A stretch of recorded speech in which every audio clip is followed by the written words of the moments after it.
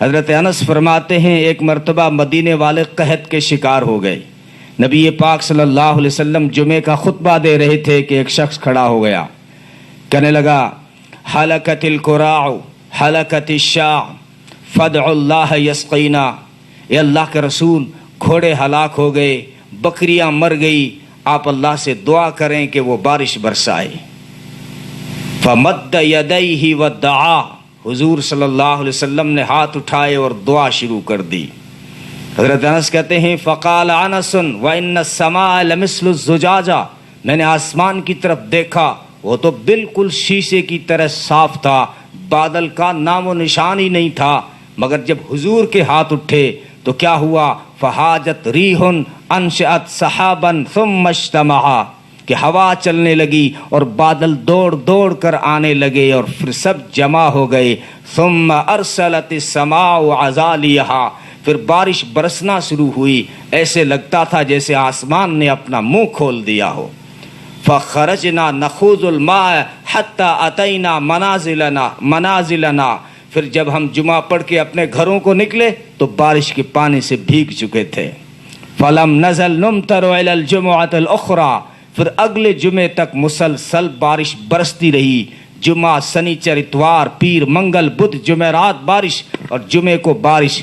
وہی وقت آ گیا جمعے کا کہ سارے مقتدی بھی آ گئے اور امام الانبیاء بھی آ گئے, وہ سارے سامعین اور ناظرین بھی آ گئے, وہ خطیب الانبیاء بھی آ گئے. نبی پاک صلی اللہ علیہ وسلم خطبہ دینے کے لیے کھڑے ہوئے.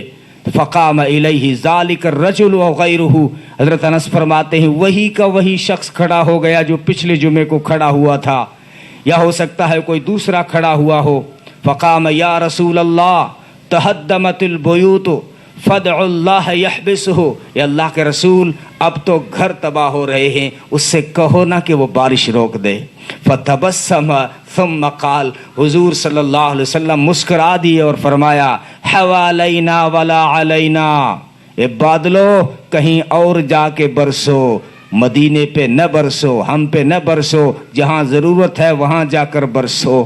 تو حضرت انس فرماتے ہیں فنظرت الی السحاب, میں نے بادلوں کی طرف دیکھا تو تصدع حول المدینہ, وہ مدینہ سے ہٹ چکے تھے, ایسا لگتا تھا جیسے نبی نے ہاتھ سے ہٹا دیے ہوں, کہ چاروں طرف بادل تھے اور مدینے کے اوپر آسمان بالکل صاف تھا. کأنہ اکلیل, مدینے کے اوپر ایک گول دائرہ سا بن گیا, ایسا لگتا تھا جیسے مدینے کے سر پہ تاج رکھا ہوا ہو.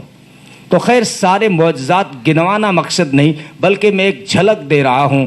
آج بھی نبی کا سب سے بڑا معجزہ قرآن کی شکل میں زندہ ہے اور دنیا کفر کو چیلنج کر رہا ہے کہ اگر مجھے سچا نہیں مانتے ہو تو ایک سورت بنا کر دکھا دو, 10 آیتیں بنا کر دکھا دو, ایک آیت بنا کر دکھا دو. 1450 سال سے یہ چیلنج ساری دنیا کو کر رہا ہے, مگر آج تک کوئی ایک آیت بھی نہ بنا سکا.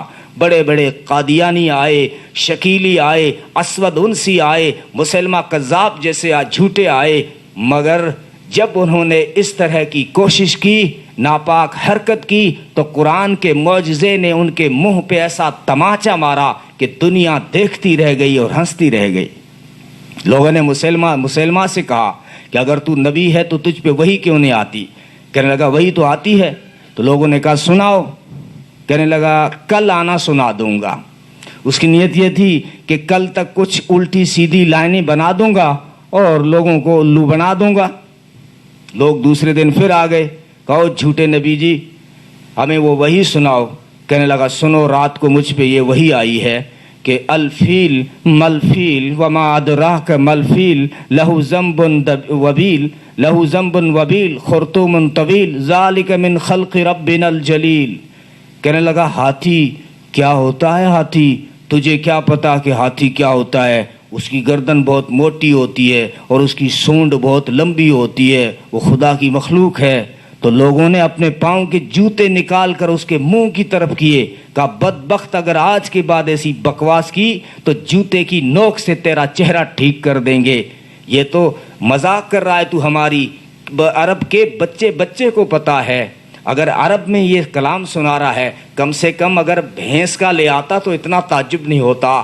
عرب کے بچے کو پتہ ہے کہ ہاتھی کیا ہوتا ہے، اس کی گردن موٹی ہوتی ہے، اس کی سونڈ لمبی ہوتی ہے، وہ خدا کی مخلوق ہے، یہ تو سب کو پتہ ہے۔ اگر تجھے کلام ہی بنانا تھا تو اس طرح بنا کے دیکھا۔ القارعہ ما القارعہ وما ادراک ما القارعہ یوم یکون الناس کالفراش المبثوث وتکون الجبال کالعہن المنفوش فاما من ثقلت موازینہ فهو في عیشة راضیہ واما من خفت موازینہ فامہ ہاویہ وما ادراک ما ہی نار حامیہ۔